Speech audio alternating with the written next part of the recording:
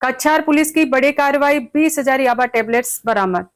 Silchar घुंगुर bypass Silchar Aizawl road पर कछार police ने सोमवार तड़के विशेष अभियान चलाकर एक वाहन से 20,000 याबा टेबलेट्स बरामद की। बरामद नशीले पदार्थ की कीमत करीब 6 करोड़ रुपए आंकी गई है।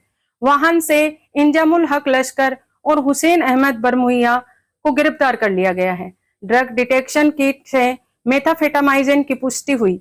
पुलिस जांच कर रही है। परिकल्पना तार आउटाলৈ আমি আমাৰ এই অভিযান অব্যাহত ৰাখিছোঁ আৰু আজি পুৱতি নিশা আমি এটা বিশেষ সূত্ৰৰ বম ঘেটি ঘুংগুৰ বাইপাছত আমি এটা অভিযান চলাইছিলোঁ আৰু এই অভিযান কালত আমি এখন স্কৰপিঅ গাড়ীখনৰ নাম্বাৰ হ'ল AS01FZ4421 এই গাড়ীখন আমি তাত ইণ্টাৰচেপ্ট কৰোঁ আৰু ইণ্টাৰচেপ্ট কৰি আমি দুজনকৈ ব্যক্তি এই গাড়ীখনত থকা দুজনকৈ ব্যক্তিক আমি সোধপোছ কৰোঁ। দুইজন ব্যক্তিৰ নাম হ'ল ইনজামুল হক লস্কৰ, তেওঁৰ ঘৰ হ'ল কাবুগঞ্জ সোনাই, আৰু দ্বিতীয়জন ব্যক্তি হ'ল হুছেইন আহমেদ বৰভূঞা, তেওঁৰ ঘৰ হ'ল বাঘা ধলাই।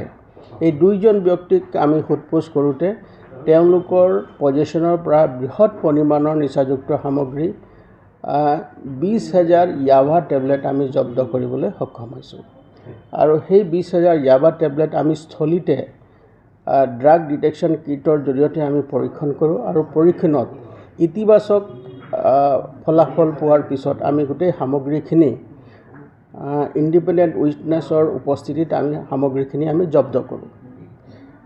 প্ৰাৰম্ভিক তদন্তত দেখা গৈছে যে এই সামগ্ৰীখিনি চুবুৰীয়া ৰাজ্যৰ পৰা আমাৰ জিলাৰ মাধ্যমেৰে বহিৰাজ্যলৈ লৈ যোৱাৰ তেওঁলোকৰ এটা বৃহৎ পৰিকল্পনা আছিলে আৰু আমি এই এটা সূত্ৰৰ পম খেতি তেওঁলোকৰ এই যি ইলিগেল তেওঁলোকৰ মটিভ আছিলে সেইটো আমি তেওঁলোকক ফাদিল কৰিবলৈ আমি সক্ষম হ'লোঁ। এই যিখিনি সামগ্ৰী আমি জব্দ কৰিলোঁ সেই জব্দকৃত সামগ্ৰীখিনিৰ আজিৰ সময়ত চোৰাং বজাৰত ইয়াৰ মূল্য প্ৰায় 6 কোটিৰো অধিক হ'ব। গতিকে আমি এতিয়াও তদন্ত চলাই আছোঁ আৰু ইয়াৰ লগত আন্তঃৰাজ্যিক এটা চক্ৰ জড়িত হৈ আছে। তেওঁলোকক যাতে শীঘ্ৰে কৰায়ত্ব কৰি কঠোৰতম আইনগত ব্যৱস্থা ল'ব পাৰোঁ তাৰ কাৰণে আমি তৎপৰ হৈ আছোঁ। আৰু প্ৰাৰম্ভিক তদন্তকালত দেখা গৈছে যে এই যি সামগ্ৰী আছে এই সামগ্ৰীখিনি লগত এটা আন্তঃজিলা এটা চক্ৰ জড়িত হৈ আছে। গতিকে তেওঁলোককো আমি শীঘ্ৰে কৰায়ত্ব কৰিব